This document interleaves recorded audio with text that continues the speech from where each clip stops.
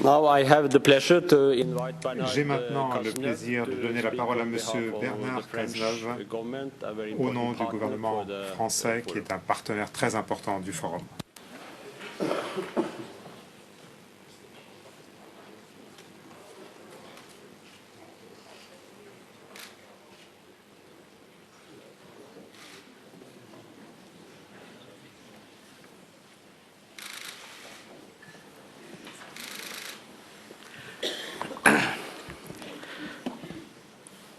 Monsieur le secrétaire général du Conseil de l'Europe, Monsieur le secrétaire général de l'Organisation des Nations Unies, Mesdames et Messieurs les ministres, Monsieur le président de l'Assemblée parlementaire du Conseil de l'Europe, Monsieur le sénateur Maire, Messieurs les présidents des conseils régional et général, Excellences, Mesdames, Messieurs.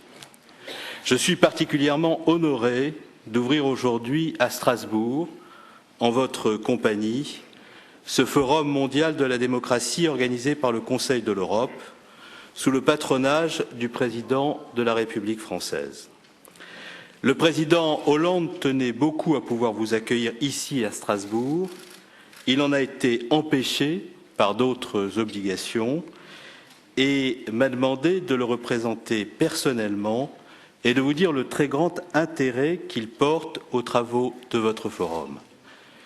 Nous sommes en effet très honorés de pouvoir vous accueillir toutes et toutes ici en France, intellectuels, parlementaires, responsables d'organisations non gouvernementales et de la société civile, membres des gouvernements. Nous sommes aussi particulièrement honorés de la présence en ces lieux, Monsieur le secrétaire général du Conseil de l'Europe, du secrétaire général de l'Organisation des Nations Unies que je veux à nouveau saluer.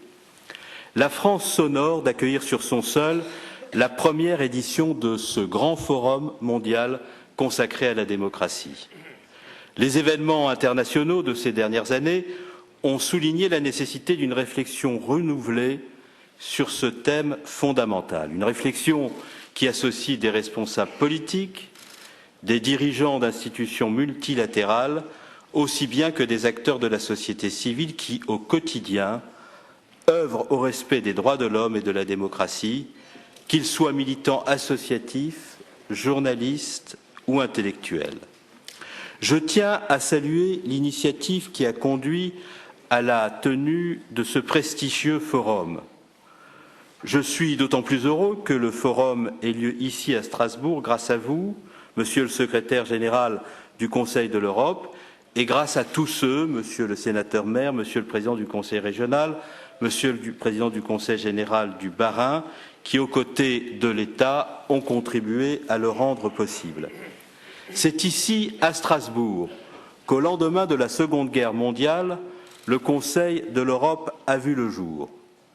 Fruit de la victoire de la démocratie sur les régimes autoritaires, autocratiques et totalitaires du XXe siècle, il repose aujourd'hui sur trois piliers indissociables: la démocratie, l'état de droit et les droits de l'homme. C'est également ici que la Cour européenne des droits de l'homme veille au respect des droits de 800 millions de citoyens sur tout le continent. Messieurs les présidents de la Cour, chers sœurs Nicolas Brazza et Dean Spillman, à travers vous, je tiens à saluer ce que la Cour représente: la garantie donnée à chaque citoyen du respect des mêmes droits, des droits qui reposent sur des valeurs universelles. Son modèle commence à susciter d'autres initiatives du même ordre sur d'autres continents. Un jour, j'en suis convaincu, ce système de partage de normes juridiques communes qui est en construction, qui évoluera bien sûr, sera suivi ailleurs dans le monde. Strasbourg est aussi la ville symbole de la paix et de la réconciliation franco-allemande. Et je tiens ici à saluer la présence de nombreuses autorités allemandes amies. Au lendemain de terribles conflits, cette réconciliation fut le fer de lance à la fois du projet européen et d'un nouvel élan démocratique sur le continent. La chancelière allemande et le président français célébreront bientôt le 50e anniversaire du traité de l'Élysée, qui scella la réconciliation entre nos deux pays. Symbole de cette amitié, Strasbourg est également la capitale parlementaire de l'Europe. Elle a vu naître la première réunion de l'Assemblée parlementaire en 1949 et c'est tout naturellement qu'elle accueille le siège du Parlement européen dont je veux saluer le président, M. Martin Schulz. Cette histoire de la création du Conseil de l'Europe et de la Cour européenne des droits de l'homme, dans la ville symbole de la réconciliation franco-allemande, nous enseigne que la résolution des conflits et le respect de la démocratie et des droits de l'homme sont deux notions intimement liées. L'obligation pour les États de respecter le droit, qu'il s'agisse du droit interne, qui protège les libertés publiques et individuelles, ou du droit international, est pour chacun et pour tous un gage de paix. Vous savez, Monsieur le Secrétaire général des Nations Unies, à quel point la France est attachée au respect du droit international et à la promotion de celui-ci, notamment à travers l'Organisation des Nations Unies. Mesdames, Messieurs, incontestablement, ainsi que l'indique le thème que vous avez choisi pour diriger vos réflexions, la démocratie est aujourd'hui mise à l'épreuve. Elle ne cesse d'ailleurs jamais de l'être, et le Conseil de l'Europe n'est rien d'autre que le fruit de la victoire des peuples sur les plus grandes menaces qui, au siècle dernier, ont constamment pesé sur les valeurs de la démocratie. Mise à l'épreuve d'abord parce qu'il ne peut y avoir de démocratie sans respect des libertés fondamentales et avant tout de la liberté d'expression dans toutes ses composantes, liberté de la presse, respect de son pluralisme, liberté de manifestation, liberté d'association. Les événements qui traversent le monde arabe depuis près de 2 ans vont largement occuper les travaux de ce forum. Le nouveau monde arabe est divers, parfois traversé par des mouvements contradictoires, faits d'avancées et de reculs. Mais des peuples et des gouvernements aspirent désormais à parler le langage de la liberté, de la souveraineté, de la démocratie. Je salue à cet égard la présence aujourd'hui de ces grandes figures de la liberté que représentent au Moyen-Orient Mesdames Tawakkol Karman et Asma Mafsouf, Messieurs Ahmed El-Senoussi et Ali Ferzat, ainsi que l'ensemble de leurs compagnons de combat pour la démocratie et la justice. Votre présence à toutes et toutes nous honore. Vous êtes pour notre jeunesse, comme pour celle de vos pays, des exemples de courage. Nous espérons tous que vous pourrez mener à son terme l'œuvre que vous avez entreprise. Pour le peuple syrien, maintenu sous le joug d'un pouvoir barbare et sanguinaire, pour ces innocents, parmi lesquels figurent des femmes, des enfants, de jeunes hommes épris de liberté, il nous faut avoir aujourd'hui une pensée forte, une pensée qui ait suffisamment de puissance pour inspirer tous ceux qui, au sein de la communauté internationale, souhaitent le départ du pouvoir de Bachar el-Assad et de son clan funeste. Une pensée qui puisse convaincre tous ceux qui le tiennent encore d'y renoncer enfin. Il ne saurait y avoir de démocratie là où il n'y a pas d'égalité des droits. Ce principe doit nécessairement accompagner la conquête de la liberté. Sur ce chemin difficile, la France se tient aux côtés des peuples arabes. Aux yeux de leurs citoyens, comme de la communauté internationale, la légitimité des nouveaux pouvoirs issus des urnes dépendra de leur engagement à refuser l'usage de la violence contre leur peuple, à défendre les droits individuels fondamentaux, à garantir le respect du pluralisme et des droits des minorités et à engager des réformes en profondeur. Nous avons fait le choix du pragmatisme et apporterons notre soutien à tous ceux dont l'action sera guidée par les principes démocratiques universels. Au-delà des différences historiques, sociales, religieuses, c'est en effet l'idée d'universalité qui nous unit et nous invite à l'humilité et à la tolérance la plus grande les uns à l'égard des autres. Aussi longtemps qu'elle conserve cet esprit, la démocratie peut revêtir plusieurs visages. Si ces derniers événements sont un espoir pour l'avenir, Le chemin des peuples du monde vers la démocratie reste long, difficile, semé d'embûches. Nous ne devons pas oublier que, de par le monde, y compris sur le continent européen, il demeure des États qui ne donnent pas suffisamment voix à leurs citoyens, qui les privent encore de droits essentiels et de certaines capacités politiques.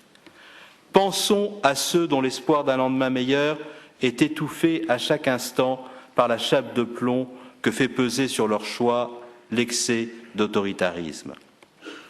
La démocratie suppose que les citoyens aient réellement en main les outils de leur propre destin.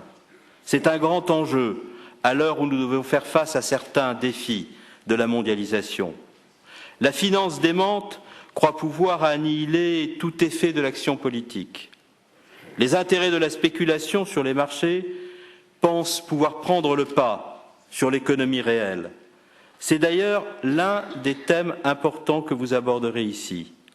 Nouvelle forme de mise à l'épreuve de la démocratie qui, en accroissant le désespoir des peuples, incite au repli sur soi, à la peur de l'autre, referme les frontières, toutes les frontières mentales et politiques. Chaque jour, dans mes fonctions, je me trouve confronté à ces questionnements nouveaux.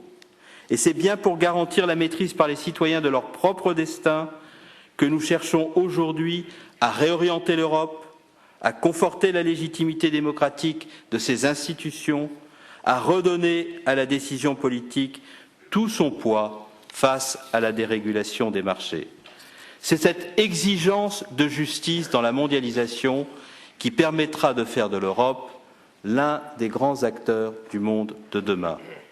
Mais cet engagement pour la démocratie ne doit pas se cantonner aux frontières de l'Union européenne. L'Europe doit contribuer à soutenir les efforts de ses voisins méditerranéens qui le souhaitent, tant par l'action politique que par l'aide économique. Tel est le sens de l'action du Conseil de l'Europe et de son Assemblée parlementaire que je me dois de saluer. Avec la mise en place d'un partenariat pour la démocratie et d'une coopération avec les États, il y a là avant tout une volonté concrète de partager une expérience, de s'enrichir mutuellement et d'œuvrer ensemble pour le respect des droits fondamentaux. Tel est aussi le sens de l'action de l'Union européenne, qui vient de mettre en place un fonds européen pour la démocratie, qui soutiendra des acteurs et des mouvements pro-démocratiques. Mais cela ne remplacera jamais l'engagement de chacun en faveur de la démocratie et de ses valeurs. Cela ne remplacera jamais l'aspiration de toute personne à décider en harmonie avec son prochain de son avenir. La démocratie n'est pas un modèle unique qu'incarneraient les seuls pays occidentaux et que les peuples tenteraient tant bien que mal de dupliquer.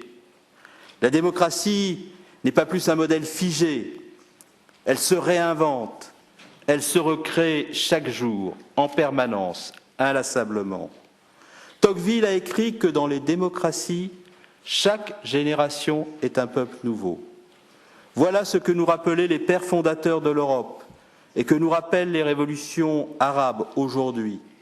Par son aspiration inextinguible à la liberté et la démocratie, la jeunesse montre souvent le chemin. À cet égard, je me réjouis de la présence aujourd'hui des étudiants venus des écoles d'études politiques de toute l'Europe. Je pense également à tous ceux qui ont participé à l'Assemblée des jeunes vendredi dernier, dans ce même hémicycle, à l'invitation du président de l'Assemblée parlementaire du Conseil de l'Europe, Jean-Claude Mignon, que je veux de nouveau saluer. Vous êtes déjà les artisans de notre démocratie. Le monde d'aujourd'hui vous offre des outils d'échange, de mobilité, de communication, qui vous permettent d'ajouter à votre expérience celle de vos contemporains. Voilà, Mesdames, Messieurs, le message d'espérance que porte la France et qui est la raison pour laquelle nous sommes heureux et fiers de vous accueillir à Strasbourg pour le Forum mondial de la démocratie. Je forme des vœux pour cette première édition du Forum mondial. J'ai déjà la conviction que d'autres éditions se dérouleront ici, à Strasbourg, à l'avenir. J'invite les organisateurs à nous faire parvenir rapidement les conclusions de vos travaux, que nous lirons avec grand intérêt et qui, j'en suis convaincu, nous inspireront.